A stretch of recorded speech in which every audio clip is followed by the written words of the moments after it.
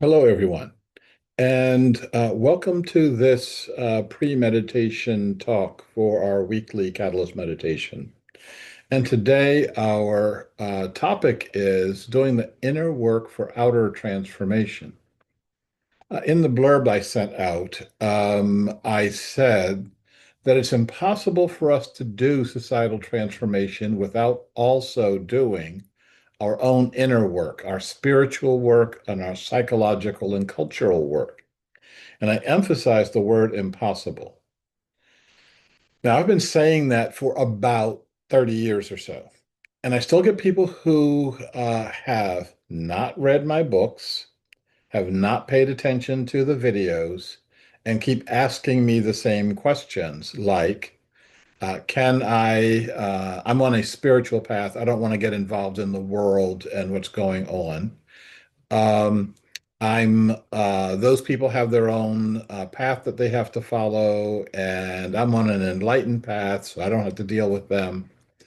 I can ignore the people who are piling up literally on my doorsteps, and I can be in a blissed state and not have to deal with them.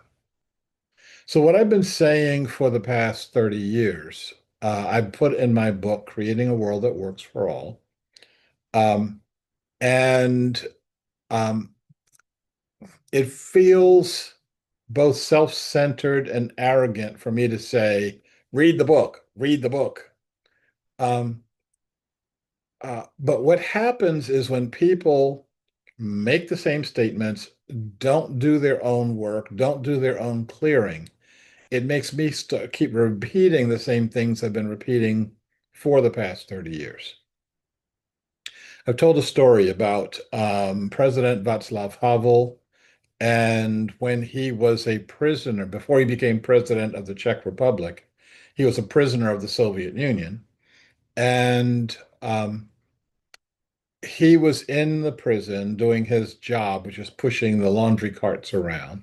And he ran into another fellow political prisoner. And in the few minutes they had to spend talking to each other before the guards broke them up, they talked about the nature of the society they would create when they got out. So when Havel got out, they dusted him off, put a suit on him, and made him the president.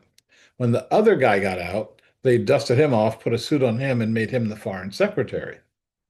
So what would have happened though if they were in the prison and instead of them having this enlightened conversation, someone had said, you know, aren't you really pissed off about being in the prison? Don't you miss your wives? Isn't the food terrible? Kind of keeping their consciousness at this lower level of this fear and anger level. Um, if you do that, then you don't get the next level of conversation. You don't elevate past that point. You don't get to the point where you can actually have the velvet revolution and start running your own country. So it's important for us to keep to discipline ourselves in asking the right questions.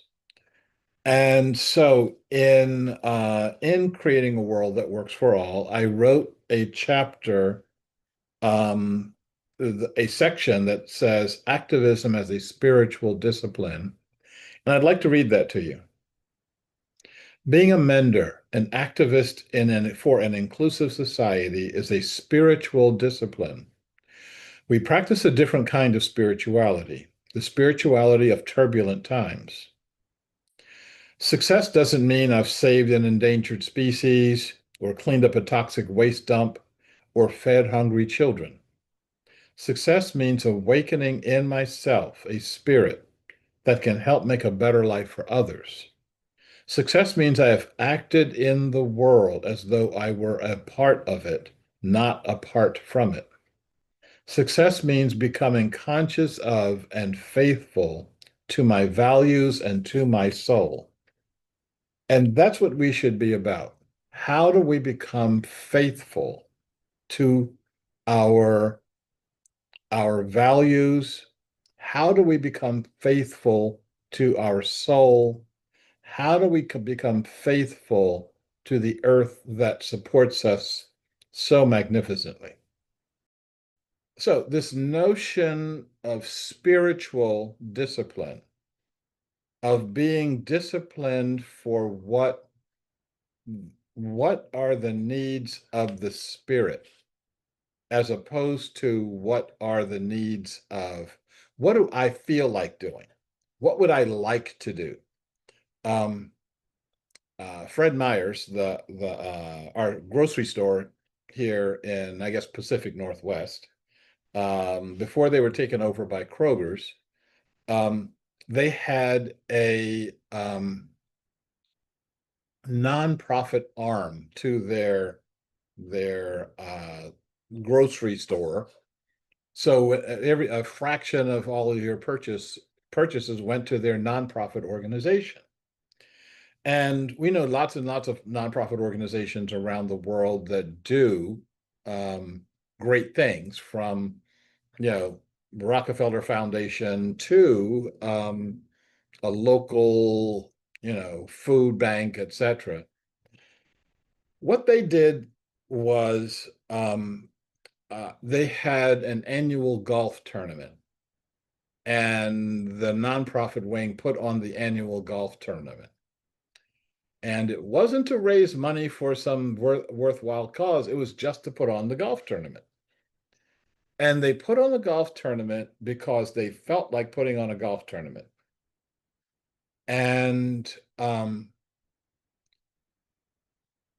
that was the greatest and highest need they saw at that point in time with the money they had available. And there's lots and lots of organizations that do that, that I'm going to focus on this thing we should focus on the things that call us.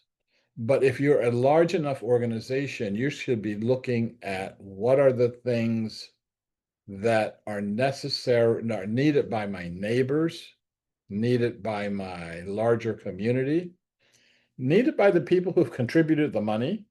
I pay for groceries there, and and look at the uh, how that changes their hearts. How does that change their who you are? Because how you work in the world changes who you are. A lot of us don't want those changes. We feel very comfortable sitting inside of our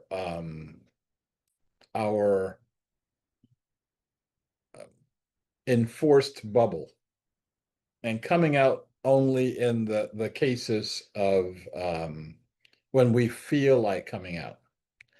Um, I was when I was in Prague, when President Havel invited me to be one of the 40 delegates to Forum 2000. Um, I told a story, and the 40 people sitting around the table were all present or former government leaders, or they were heads of religious orders, or they were Nobel laureates, or they were me. And the proceedings were done live across Europe. And um, and in the room that we in the castle where we met, there are 200 people watching the 40 people talking. And all 200 were saying, "Who's he? What's he doing here?" And the people all around, I could hear the sounds all around Europe being broadcast live. Who's he? And for the first day, it's a 4-day proceeding. It's a really big deal. For the four people, I was at for the first day, I was like, who am I to be here? And then I realized who I was. I was the voice of absolutely everybody else that didn't have a title and didn't have a name and didn't have a position to protect. So I told them a story, and the story I told them was um, I'm sorry. So Hillary Clinton was one of the delegates, and this is during the Clinton administration, and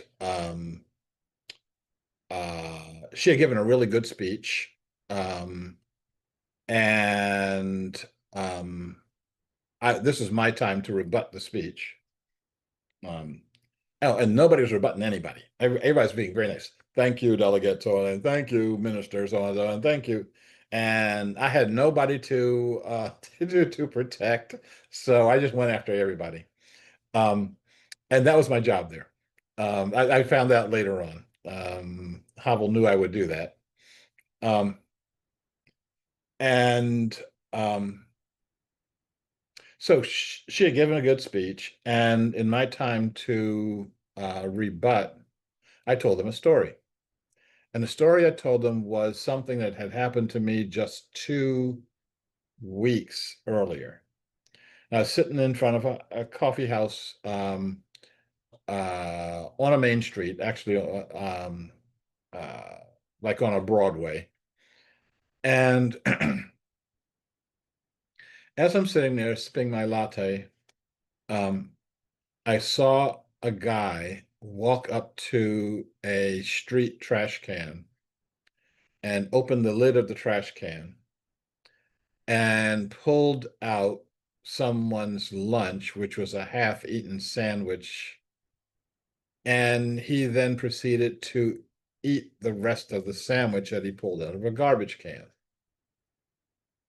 And I said to Hillary, I said, you would not be allowed to see that. I said, you've got handlers all around you. And I said, most of the people in this room have handlers all around them to make sure you never, ever see anything like that. And um, that because seeing that will change you. And the people who put handlers all around you don't want you changed. They, so even if you went to a homeless shelter or whatever, they would need 3 weeks notice. They'd need to sanitize the place. They'd need to get it organized so that you didn't meet certain kinds of people, etc. And you would think that you had a real experience, and you haven't. You haven't actually had a real human experience. And then I went on to talk about um, somebody that history doesn't talk a lot about, and that's the Buddha's father. Uh, and I know his name, and it's kind of hard for me to pronounce without looking at it. It's like Suradona Dodana. See, I messed it up. Um, and before the Buddha was born, the fortune tellers came to the father and said, we've looked at um, your future son's astrology, and he's either going to become a great warrior, a great military person, a great king, a great leader, or a great spiritual figure, a great mystic. Now, of course, if I didn't want to be any kind of a mystic, who ever heard of those? So he did what you had to do to not awaken in him compassion, not to awaken the compassion, and that way he can be a good military person or he can be a good king. Um, and the way they did that was make sure that the Buddha did not see the world. So whenever the Buddha went out, so inside the castle, inside the perimeter, he had every possible luxury that a young prince could have. You name it, he had it. And even if you couldn't name it, they'd offer it to him, say, hey, you want some of this?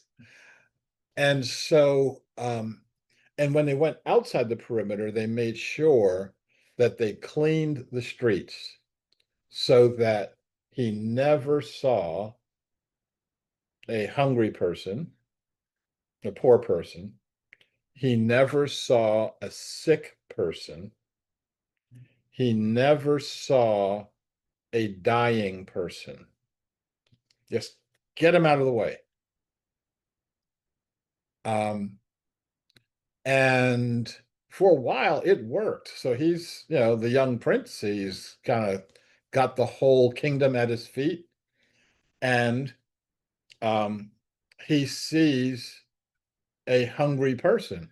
That when you're hungry in those countries, you're really, really hungry. This person's on the verge of death. He's starving. And he asks one of the ministers, like, what's his problem? And he says, well, he's hungry. And when he sees a person who is sick, what's his problem? Well, he's sick, you know. And this other guy, he's on the verge of death. He's about to die. And in opposition to his father, he got all of the triggers of compassion. And instead of being the military leader, instead of being the powerful king, he became the Buddha. And so we have a similar task in front of us. Can we see what's actually there?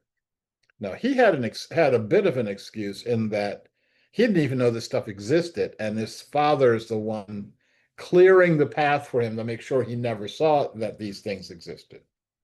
What happens when we're clearing our own path, where the stuff that triggers compassion, the buttons that push compassion, are right in front of our faces, and we either choose not to see it or we choose to interpret it in such a way that absolves me from any responsibility.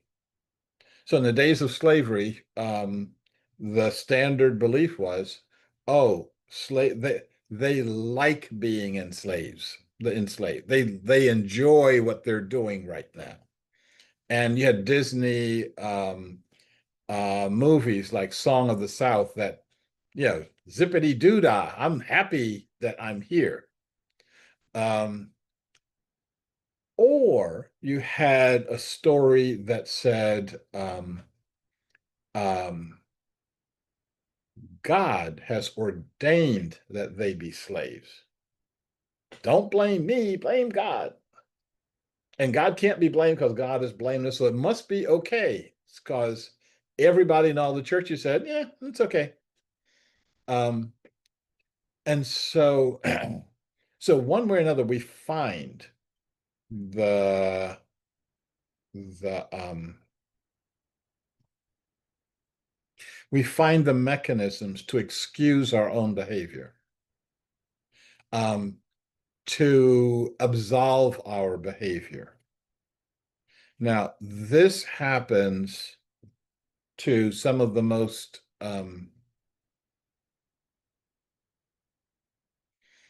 spiritually aware people, spiritually knowledgeable people that I know. Um, it's one thing being knowledgeable, getting something in your brain that you can recite back to someone, and it's something else to get them knowing and knowing from their core. So uh, I have been trying to pay attention, trying. I think I've gotten, well, given where I grew up in the land that the Buddhist father would just bar everybody from going to, Camden, New Jersey. Um, um, and I can't, I saw all of those things. Actually, I was all of those things at a very early age. I was sickly from birth, almost didn't make it. I think I had a choice of whether to be here or not, and I had didn't quite make up my mind until I was about a year old or so. Um, and born into poverty. Um, saw my first dead body at maybe 8 years old, um, and saw enough dead bodies by the time I had turned 18 to I bet there are people in the middle of a war who have seen fewer dead bodies than I've seen on the streets. And it doesn't automatically trigger anything. You have to make a decision as to where you want your awareness to go. You can walk right by the world. Um, and I'm going too slow here. I got two stories I want to share with you. Um, one of them is something that happened just last week. Um, coming out of the store, coming out of Fred Meyer's with my shopping, and getting ready to go into the parking lot where the cars are, and there's a car that is honking um, at another car to move to get going. And I mean, honking and yelling something out the window. And, you know, that's pretty rude for the Pacific Northwest. And when I saw the car that was stopped because they were waiting for a wheelchair to get out of the way. And this guy is honking, honking, and yelling expletives because he wanted to get going. And I could see that um, the person sitting beside him was saying something like, "There's a wheelchair in the way." And the guy that's doing the honking was saying, "I don't care. You know, I want to get going." So, and it wasn't like, "I want to get going because I got this really important meeting to attend or whatever." It's just, "I want to get going." So honk him out the way. And so that is the mentality of the unspiritual, unenlightened folks.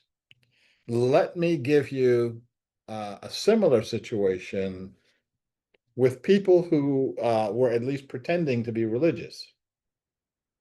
Um, and again, as you know, at one point in time, I practiced Islam and I did it pretty seriously. I shouldn't say pretty, I did it very seriously. Um, and I was um, from my radical background, I wound up hanging out with a lot of the Iranian students during the Iranian hostage crisis.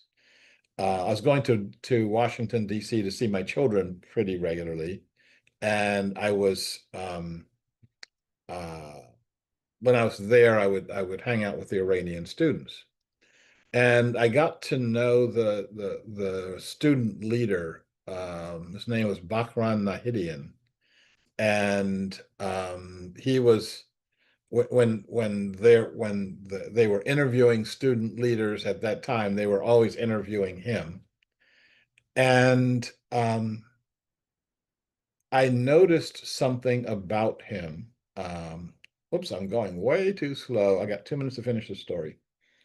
Um, I noticed something about him, and I noticed a a almost fatalistic determination, that this was someone I really believed was not afraid to die. And he said he and I became first name. Uh, I don't know what to call him, colleague, friend, whatever.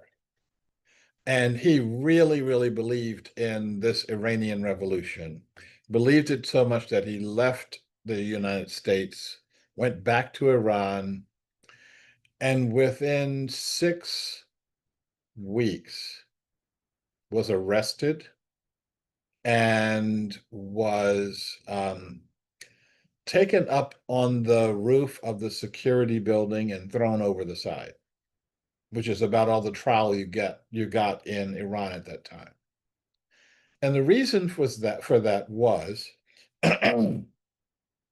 um, he said the wrong thing to the wrong person. He questioned the wrong person. And in those times of absolutism, if you step out of line, you get dead. Same thing that happened in the French Revolution, um, otherwise known as the Reign of Terror for 10 years.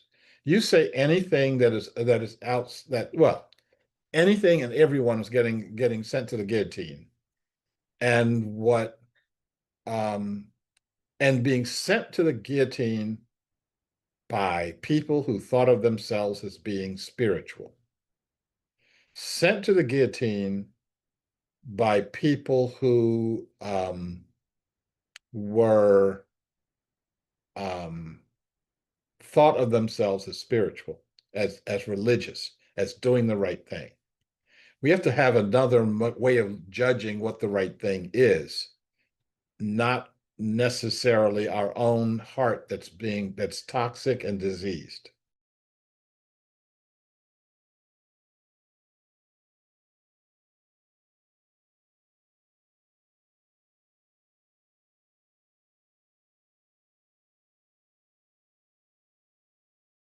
Hello, everyone, and welcome to our Catalyst meditation for this week, our weekly Catalyst meditation.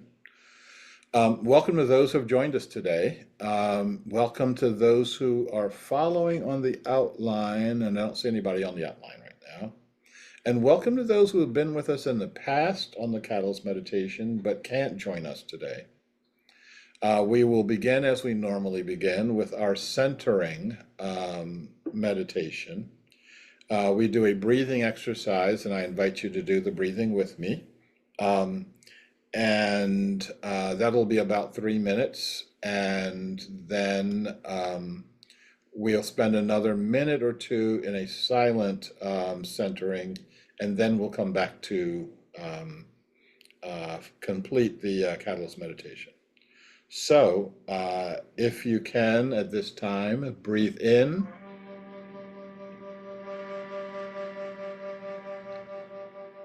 breathe out,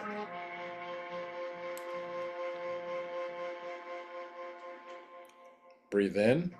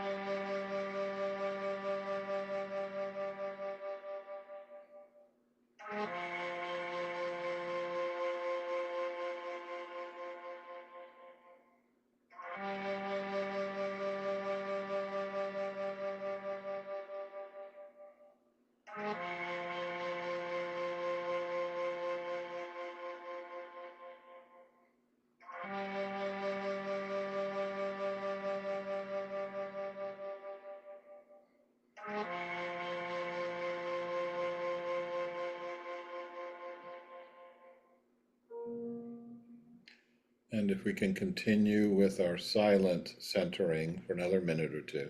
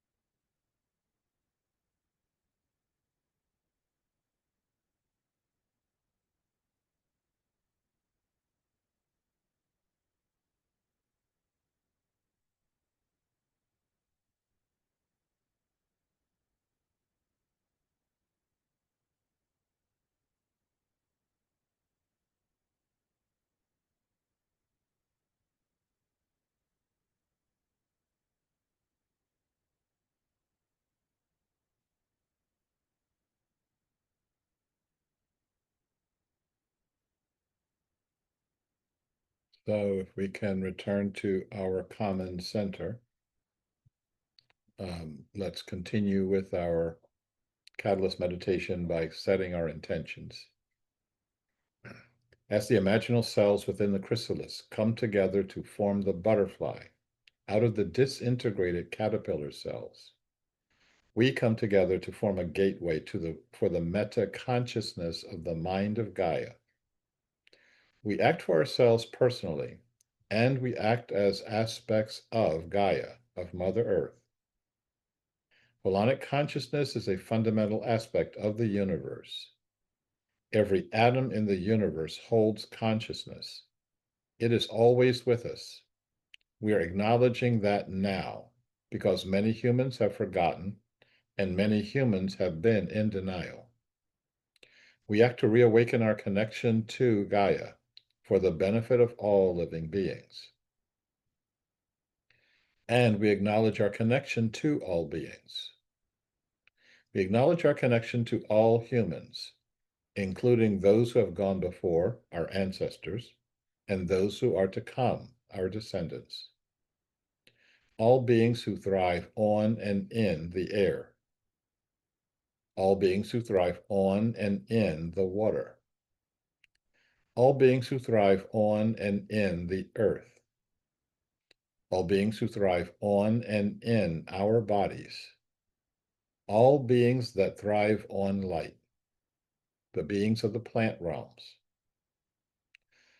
All meta beings, including the earth as a living meta being, air as a living meta being, fire as a living meta being, water as a living meta being, all colony beings, meta beings that are collections of solo beings, and that includes murmurations, colonies, schools, hives, pods, flocks, herds, migrations, harmonies, swarms, and other forms of colony beings, and all other forms of consciousness, known and unknown to us. Having acknowledged all beings, we now blend all of our energies. May all who are part of Gaia be connected to and in perfect health, harmony, and balance with each other and with Gaia for the common good. We are in perfect physical health, harmony, and balance. We are in perfect emotional health, harmony, and balance. We are in perfect relational health, harmony, and balance. We are in perfect mental health, harmony, and balance. We are in perfect spiritual health, harmony, and balance. We are in perfect holonic health, harmony, and balance. We are in perfect spatial and temporal health, harmony, and balance. We are in the perfect place, at the perfect time, in the perfect conditions, and with the perfect beings. We set and we energize our declarations. We declare that Gaia is the ultimate governing principle, the way that humans govern their behavior on this planet, replacing all other forms of human governance. This is the way our behavior aligns with the will of the earth. We declare that humans are colony beings. We deepen and we expand our human murmurations, our human harmonies. We declare that Gaia is providing all necessary resources to achieve the vision of a world that works for all living beings. We declare that we are creating a political and economic system where all beings participate in it, all beings are in relationship with it, all beings own it, all beings benefit from it, and all beings govern it for the common good. We now meditate within this holonic energy, within the energy of Gaia, the energy of Mother Earth. We'll be listening for any messages we may receive during our meditation. We'll be making any personal requests that we may have. And we'll be deepening and expanding our human experience of our human murmurations, our human harmonies. We'll be doing that for the next 8 to 10 minutes, starting now.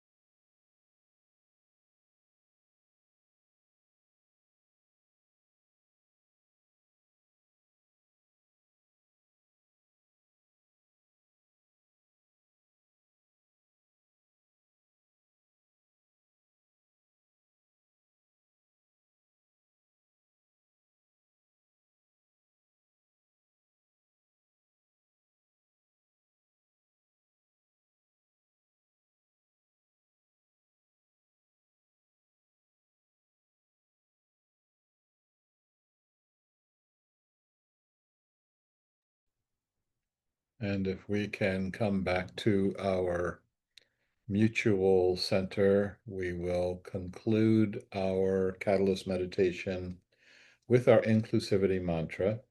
You can feel free to listen in silence or repeat after me. May I be well. May I be secure. May I be happy. May you be well. May you be secure. May you be happy. May we be well. May we be secure. May we be happy. And may all beings be well. May all beings be secure. And may all beings be happy. And so it is. And so it shall be. And I thank you for attending and participating.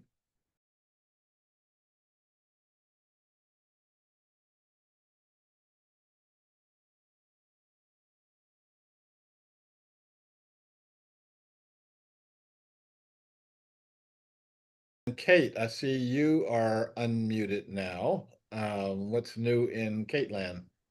Well, it was more just I was thinking this was a conversation about what happened prior to the meditation, and I was just struck by one of the things you said that I thought was really important. It was just how we can consciously choose where we put our attention. Mhm. How I think we kind of tend to kind of like move into the day or whatever, but and not really realize how much we what we notice and what we choose to notice and how even we take it in. So Yep. I just thought that was for me, a useful aha to kind of marinate with or kind of be present to and kind of notice where I put my attention today. Yep.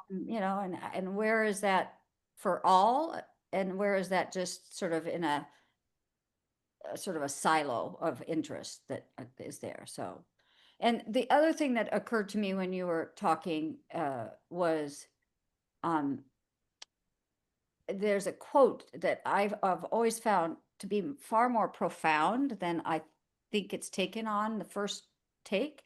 And that's where Martin Luther King's quote, where he says, everyone can be great because everyone can serve. Because I think when people come from that attention of how can I serve, it really transforms their relationship to people. And I don't mean serve in a like I'm rescuing you or taking care of you, but more in a way that we all become greater when we serve together, so there's for me a real deep wisdom in that because yeah, that's part of my own when you talk about your path or what you're doing, what you're drawn to do in the community. It's an area of strong interest to me. I've a thread because I have worked a lot with young people around the concept of service or service learning, and I've just seen transformational things happen when people feel needed and experience being needed, not when they feel needy or that they are the one uh, leading the other. There's something about that mutuality that is extraordinary to me. It really is transformational. So, yeah. Yes. And So, that's part of what I'm trying to dig into in Portland, mhm. and how, like, I was at a gathering last night, and afterwards it was about homelessness and the challenges of how sort of what are people putting their attention to, what are they noticing, how do they see their relatedness to that issue, and it was interesting because a young man who was there who's really very also very committed to social justice, but sees himself as sort of in battle with the other people in the room who are trying to do similar outcomes, but he's very invested as an anarchist in sort of finding what's wrong about the presentations that people make. And I'm not saying there's not wrong things in there that need to be learned. And when you say all people, that's why I think that voice is important to hear and be part of the conversation in a more integral way. But at the same time, what I was noticing as he and I were talking after after the meeting was sort of when you talk about what you pay attention to, what he was paying attention to was anything they said that he could find an argument against, or how could he shine a light on that and be able to show that that was, in a way, sort of an evil Mhm. view of things. So anyway, that was just sort of my response to your thing about what to pay attention to. So Yeah. yeah, thank you for sort of opening that up. Okay, before she says anything else, okay, I, I've been giving myself 4 minutes to respond to comments, but Okay. she made 3 heavy-duty comments. So does that give me 12 minutes? Huh? Mm. Shall we do a vote on this? I'll try to do this as quickly as I can and do some service to it. Um, the and I do set a timer. The whole question of where we put our attention, we are lulled into a sense that I don't put my attention anywhere. Okay. It's just things are happening all around me, and but I have been looking subtly how a lot of that world, a lot of that world is triggering. Okay. And what the news media has done now, they know how to play those triggers the same way you play a piano. All right. And I am so I get a number of different news feeds, and I see how each one of them is playing against a different kind of an audience. The audience that the BBC plays to is very different from the audience of mainstream America, which is Associated Press. And Al Jazeera is playing to a very Middle Eastern audience in English, but a very Middle Eastern audience. And you see different elements of reality. All of them are elements of truth. All of them are also simultaneously elements of distortion. And you have to, no, you don't have to do anything. You can just sit there as a sponge and just take it all in. Okay. But what I try to do is um, practice some level of discernment of let me see what this is about. Let me understand this process. Let me see what this is doing to my heart, and also not get too caught up in my heart, and also know where to turn your head away. Um, there are lots and lots of things that I've never experienced. Um, I've never voluntarily heard Donald Trump's voice. I've never voluntarily looked at his picture. I don't have to. What what will that do other than get me inflamed? I think about all the food that I love that I would never eat because it would inflame my guts. Why would I inflame my brain, okay, or inflame my heart? Okay, that was one. And I did that in only 3 minutes, so I get points for that. The question of how can I serve is a question that was deep in my consciousness when I was writing Birthing the Nation of Gaia. I've been since I was like maybe 14 or 15 trying to figure out how human beings govern their behavior. And I saw all of the systems of governance as flawed and faulty. And seeing it from the position of being a poor Black man in America was a very different experience. Um, I tell folks the way I was raised in Camden, it's impossible for the system to lie to me because I have seen the truth. Okay. I've seen it, I've lived that truth. Mhm. Um,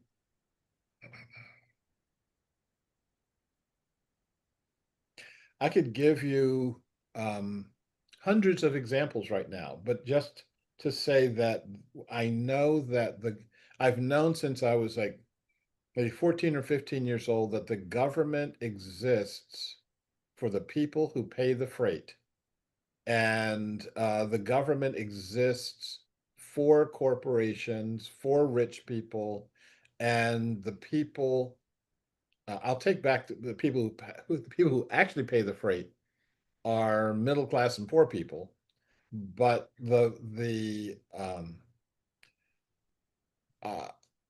when I start thinking that if the purpose of governance is service, then virtually none of the governments that exist right now are doing their job.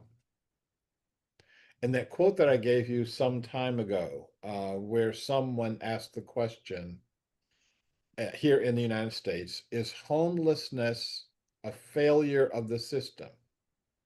Or is homelessness the system in operation? That is a very powerful question.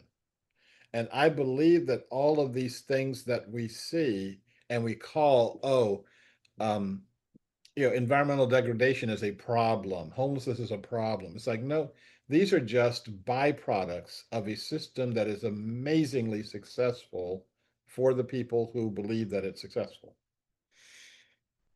Um, and I believe that the model for our next society, as I say in chapter, since I got the book in front of me here, um, um, in part two, chapters 4 and 5 of Birthing the Nation of Gaia, that we have to become colony beings.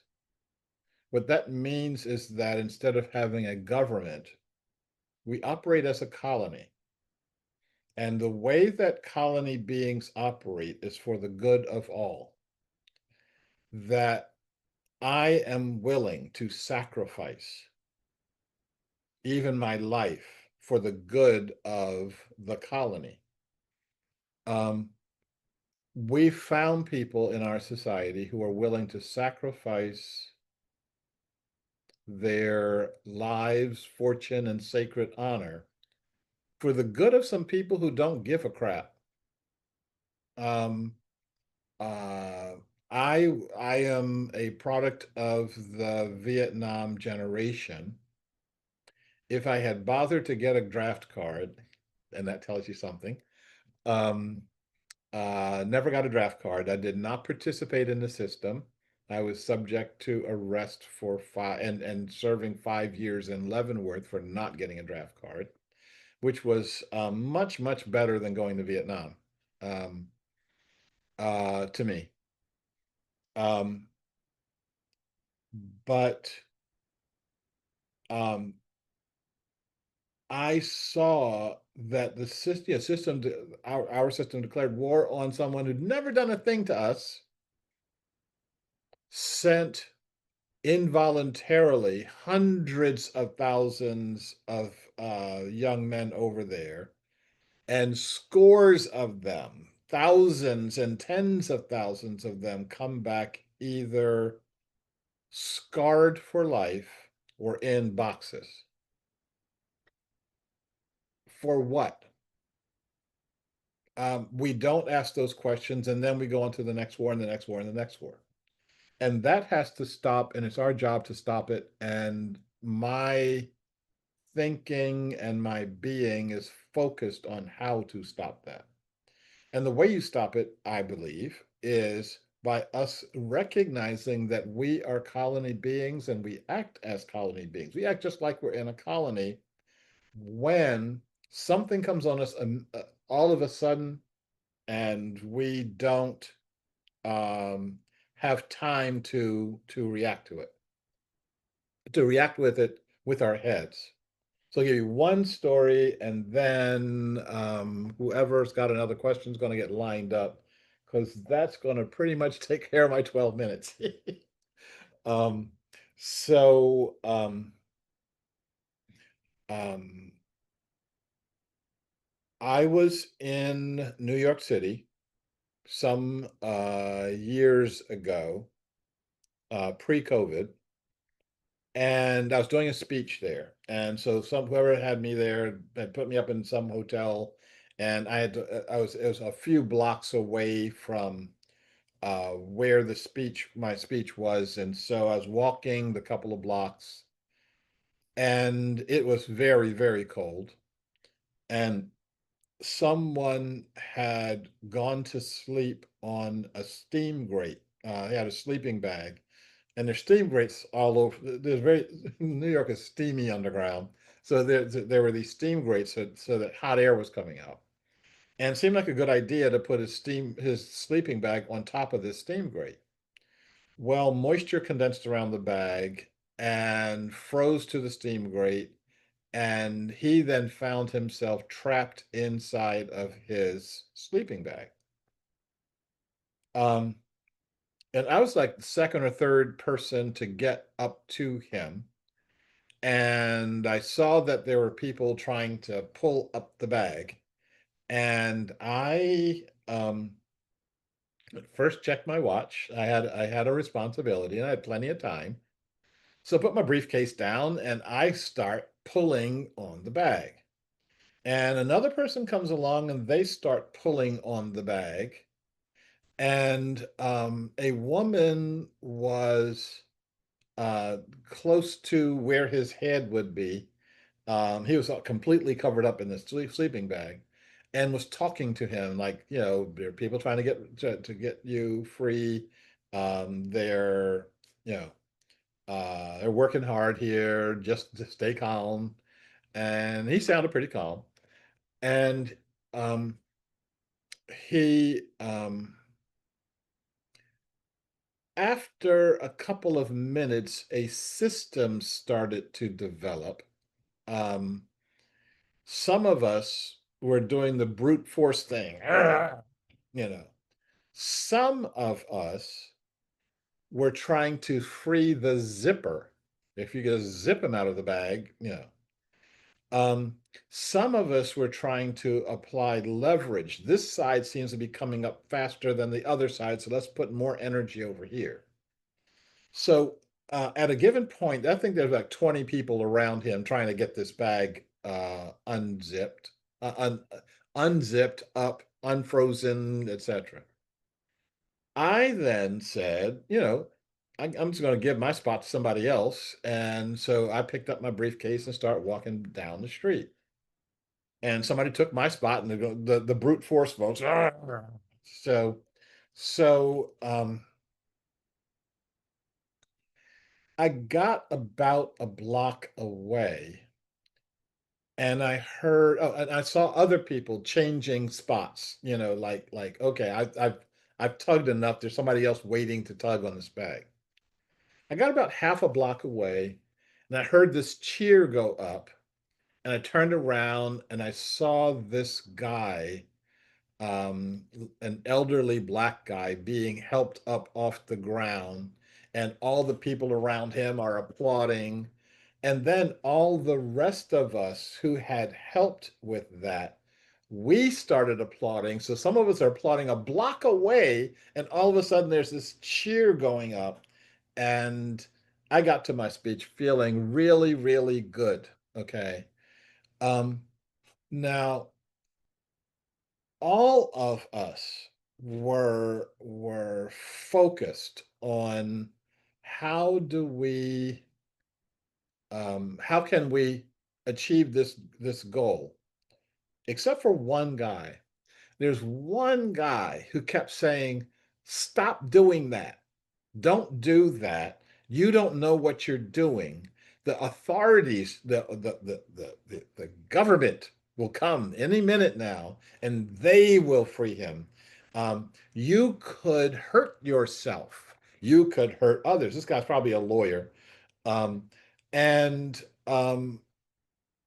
And um, I was proud of the fact of how completely and thoroughly we ignored him.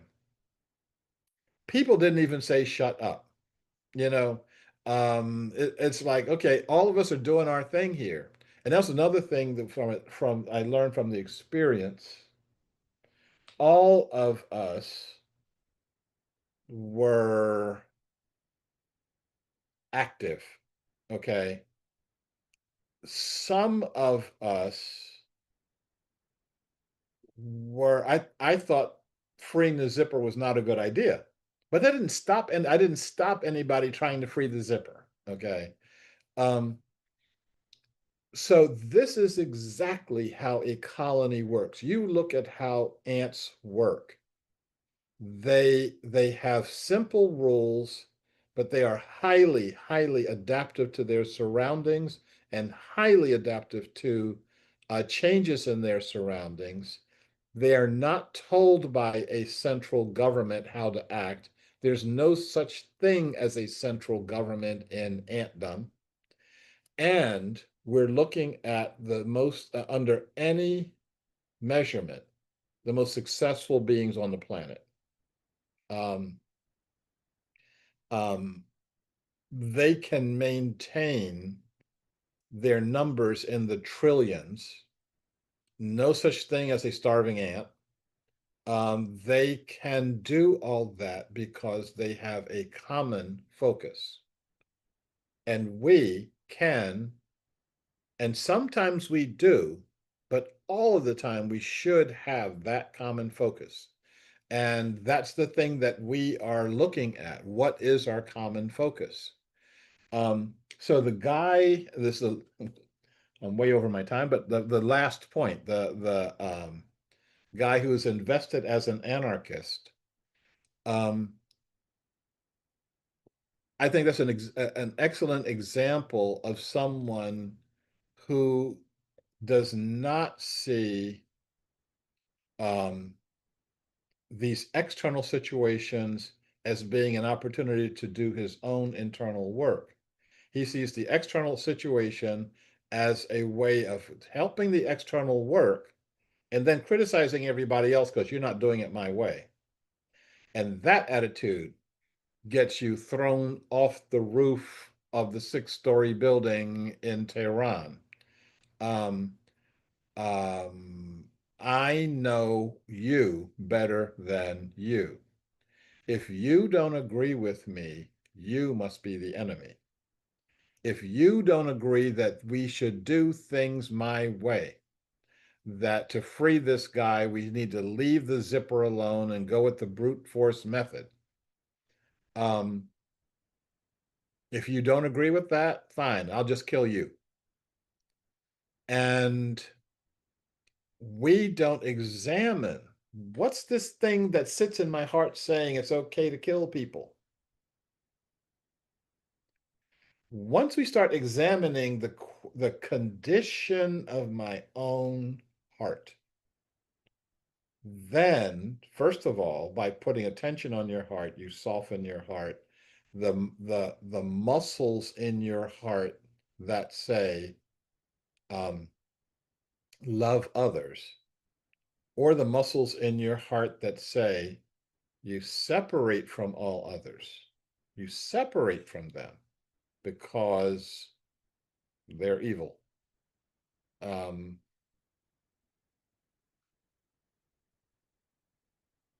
um, you don't get to pull your behavior in alignment with others.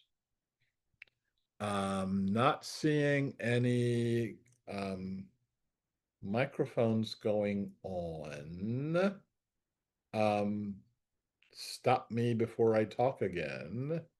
Okay, Deborah, I'm seeing Yeah. microphone on. Okay.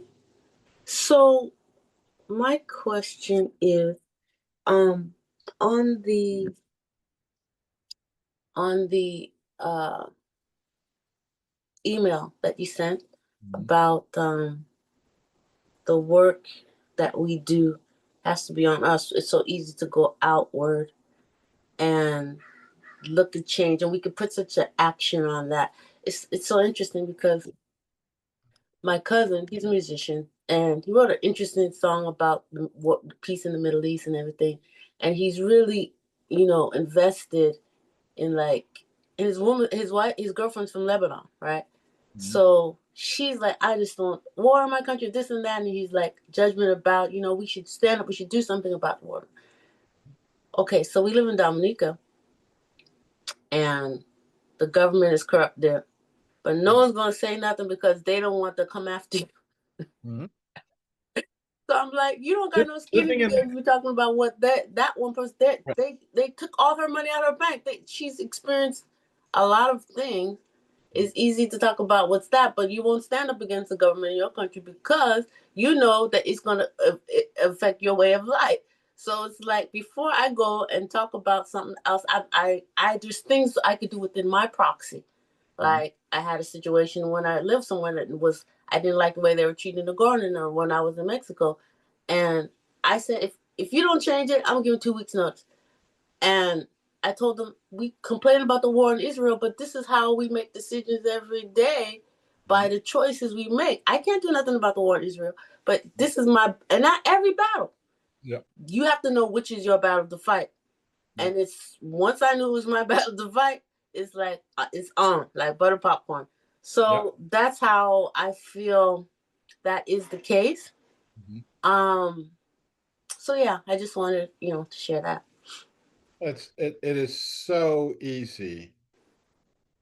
And somebody is going to remind me of the Jesus quote that has to do with um uh paying attention to the mote in somebody Oh else, yes, yes, yes. but Oh, the who is beat. without sin throw the first rock, right? Yeah, right. Yep. Yep. Mm-hmm.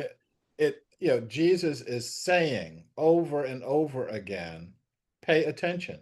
I mean, literally, just pay attention to where you are right now Mm-hmm. and who you are right now. Each one of us is the other for another. Each one of us is gotta set my timer because I could go off on this. Uh, Mm-hmm. yeah, each one of us is the other for the other. Each one of us has the qualities that you see in that person that you oppose. And when you start working on those qualities inside yourself first, number one, you become strong enough to say to that person, I see what you're doing, I see what's going on with you, and I was there myself, and I've changed, so you can tell I can help you to change. Mm-hmm. Um, I used to be a very, very, how many varies got? Very, very, very, actually very angry person. Okay. I got four varies here. Um, Of so different variations. you should stay away from me when I'm angry. Okay. Mm-hmm. And my anger was always somebody else's fault. They made me angry by doing, and then you can go as big as um, the Israel-Palestine war, or you could go as small as he stepped on my foot. Mm-hmm. And the challenge is, um, can we, can I see this other way of looking at the world? Can I back up and then come forward and say to um, Um, for example, I was going to say Kate's anarchist. She didn't know she had an anarchist. You got an anarchist now. um, um, to be able to say to them, I hear what you're saying, and I think there's a lot of validity to it. Yeah. Yeah. And and I was right there, and I use that as an excuse not to look at myself, you know. And when I started looking at myself, I started getting these benefits from it. So you can get benefit from you looking at yourself. a lot of times we get so wrapped up in our toxic identity that when someone challenges our toxicity, Mm. get upset. Okay. It's like, no, it's just that you can be a larger person, a better person, a more fulfilled person by letting that go. Okay. Um, for those of you who saw the movie, Mary Magdalene, and if you haven't seen it, you should see it. Um, When did it come out? it's been out for what, 3 years, 4 years, something like that, maybe. Is it a series? Because there was one in Mexico that was a No, series no, that was really right, good. right, right. I'm not talking about the series. Okay. This is the one with Rooney Mara playing Mary Is Magdalene. it on Netflix? I don't know. I don't do Netflix. You know what's so ironic? That's the reason why I'm in Portland, because I'm going to Eugene to shooting a movie about Mary Magdalene at these scenes. So also I'm just shaking my Really? head laughing at Really? Da-da, there we go. I'm gonna Are be you, an extra in it. I'm gonna be an oh, extra. I thought you were I'm going to not be playing married. Mary Magdalene, but they're hiring a black woman to play Mary Magdalene. That's how much they wanted to have, because she was Okay. supposed to be in Ethiopia. Yep. So they're hiring her, but I'm because I have they don't have much black folk in the scene group, so they were happy to have me be an extra. So it's so funny you mentioned that. But go ahead. You froze. We Uh-oh, you froze. can talk about um, how it felt for you to be hanging Mary Magdalene. Anyway, so in the movie, um, Mary Magdalene, I'm trying not to give away, but all the plot points are written in the Bible, so you kind of know how this winds up, but um, she convinces Jesus to not ignore the women who are trying to follow him because he's spending all of his time with the men. Right. And so um, they get to a certain village and they get to a certain point, and instead of him continuing on to the village center, he takes the path that leads down to where um, the women are hanging out doing their laundry. Um, and it's really cool. He gets down there, and then he turns to Mary and says, "What am I supposed to say?" And she says, "He'll just say the same thing that you say to the men." And he's talking about the kingdom of God and stuff like that. And one of the women is like, "Don't want to hear it. Do you know how women are treated in this society?" And she lets him know how women are treated in the society. And he says something really, of it's Jesus. He says something really wise. And he says, how does it make you feel to be holding on to that? How does it make you feel to like these are actions that happened years ago. How does it make you feel to actually be holding on to that? And um you could see from the woman's face that this was the first time it crossed her mind to that I Uh, be voluntarily that it may be my choice that I'm holding on to this. mhm. But let me give you another perspective on this, and let's see, Kate just microphone went live, and I'm going Oh, to write down my other comment so that we can get to Kate right now. sorry, I need to leave because I have an appointment I'm going to. So I'm not, yeah, but this has been to me, a really helpful conversation. I'm thinking about how there's a real value about bringing together the young man that I talked to with the people that were in that conversation. And so, and some of the some of these sort of ways of both viewing that exchange and also some questioning that's been here. That would be very helpful for me. Yeah. To all, and look forward to the next time. Thank you for attending, and we will talk more at either during the daily Catalyst meditations or next week in the weekly.